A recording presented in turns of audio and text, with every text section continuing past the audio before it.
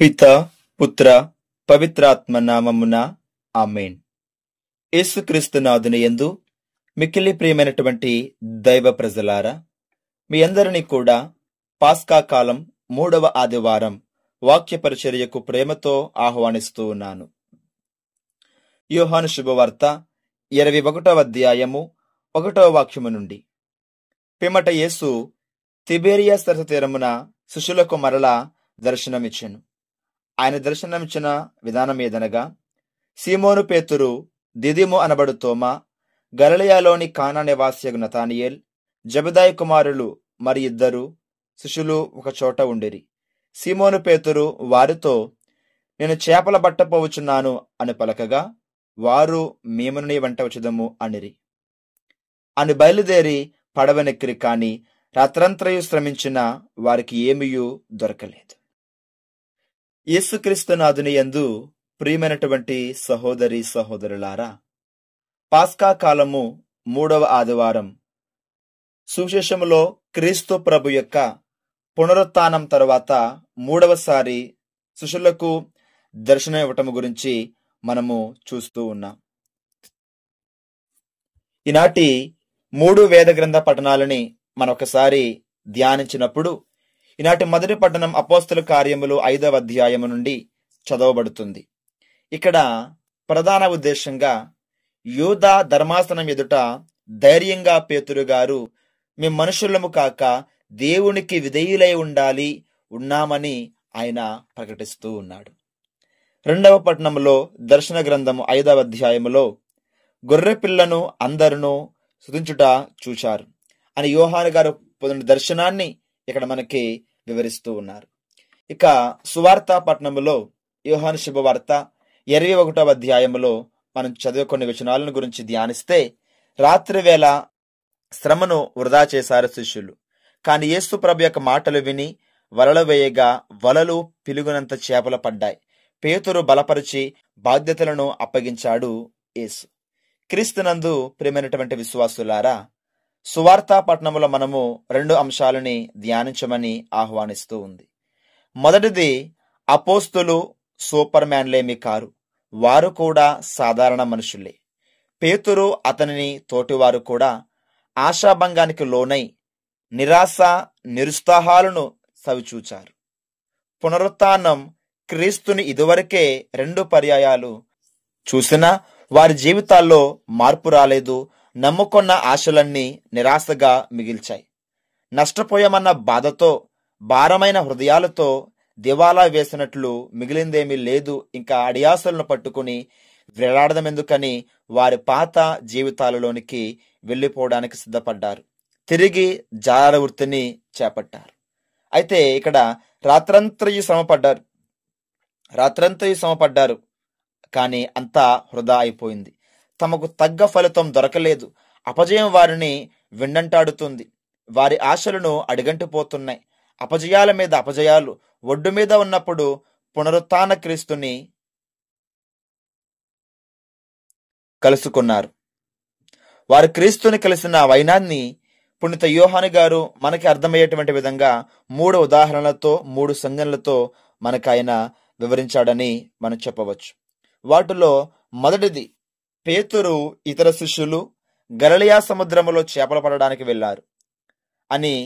పరిశుద్ధ బైబిల్ గ్రంథ పరిభాషలో సముద్రాన్ని సైతాను ఆవరణ రాజ్యమని చెప్పవచ్చు. యేసు ప్రభువు సముద్రంపై నడిచాడంటే సైతాను సరస్సుపై నడిచి దానిని అతోపాతాలనికి అదిమాడని అర్థం.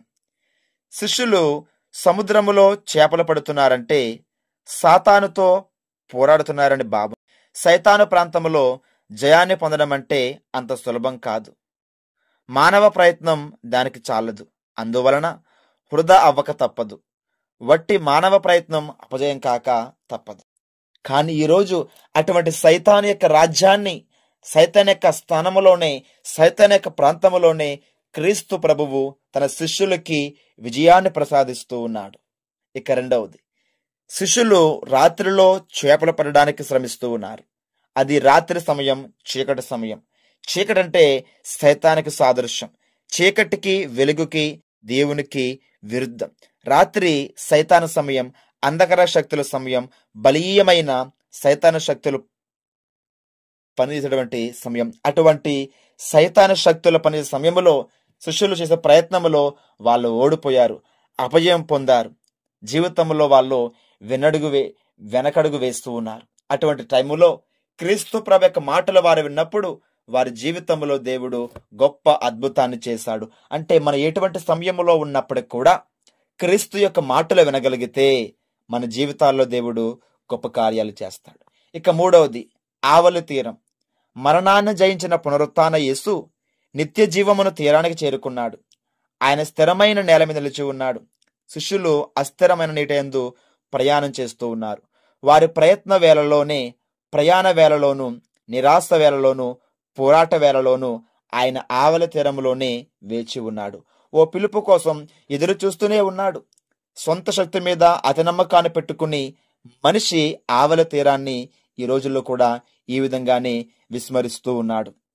దగ్గరలో ఉన్నటువంటి క్రీస్తుని చూడలేకపోతూ ఉన్నాడు. ఈ మూడు ఉదాహరణ ద్వారా, ఈ మూడు సంజ్ఞల ద్వారా మానవ ప్రయత్నాలు ఎంత గట్టివైనా సైతాను ప్రాంతములో, సైతాను సమయములో, ప్రతికూల వాతావరణములో అపజయం పాలై వృధా అవ్వటం తప్ప వేరే స్థితి కలగదని యోహాను గారి బోధ. కానీ ఇటువంటి ప్రతికూల సమయములో కూడా, పోరాట వేళలో కూడా ధన్యకరమైనవి. మహాశక్తివంతముడైన మన క్రీస్తు ప్రభు, పునరుత్థాన క్రీస్తుని కలుసుకోవడానికి అనువైన సందర్భాలు ఇవి. అన్ని వేళల్లో, ప్రత్యేకించి కలలు, ఆశలు చెదిరిపోతున్న వేళలో, నిరాశ ఆవహించిన వేళ ఆయన మనకు దగ్గరగా ఉన్నాడు. ఆయన దర్శనం ఇస్తాడు. ఆయన గుర్తించడం కొంచెం మనకు కష్టమైనా కానీ ఆయన గుర్తించి ఆలకించి ప్రయత్నించిన వెంటనే అంతవరకు వశము కాని జయం మనకు సిద్ధిస్తుంది.